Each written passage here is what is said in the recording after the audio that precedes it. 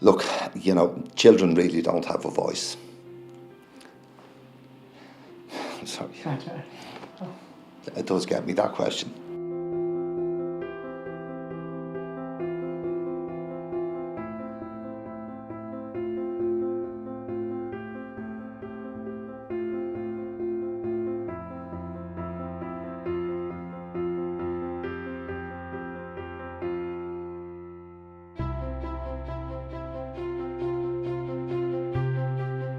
I retired.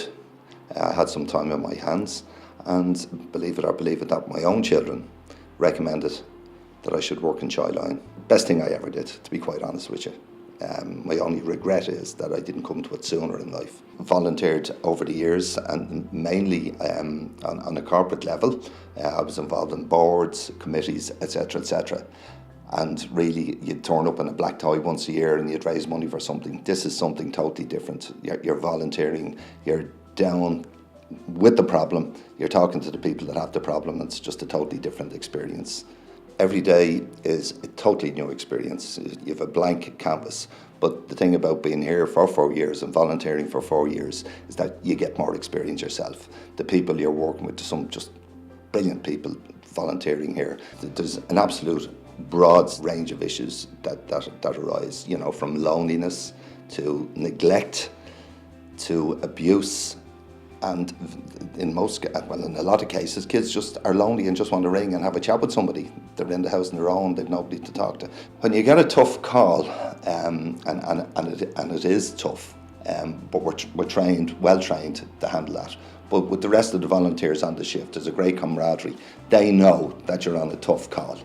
And once that call is over, they are straight in to support you. So you have some tremendous support. On any given shift, it can be a very mixed bag. I suppose if you had to pick some more popular things or things that you might find yourself discussing with kids a lot, might be bullying is one. Again, obviously now it's the online space being another avenue for people to bullying. That brings a whole different set of challenges. One thing we're actually seeing a lot of chat around is suicide, and that's just, I think, an indication of the state of kind of the mental health situation in the country at the moment. Being able to talk about these things is what helps gets us through them. And again, we're simply here to listen. We don't judge anyone. A lot of kids will say to us, "Oh, my problem isn't very big," and to us at that moment, it's what's important to them. Regardless of how small or big the problem they think it is, we're there for them in that moment.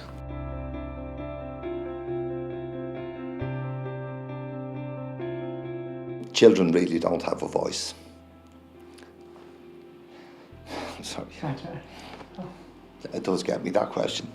Children don't have a voice, and they need somebody to speak up for them. And I know people recoil at the idea. If I say I'm working with I would never be able to handle that.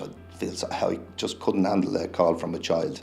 But, my God, what a gift to be able to do that.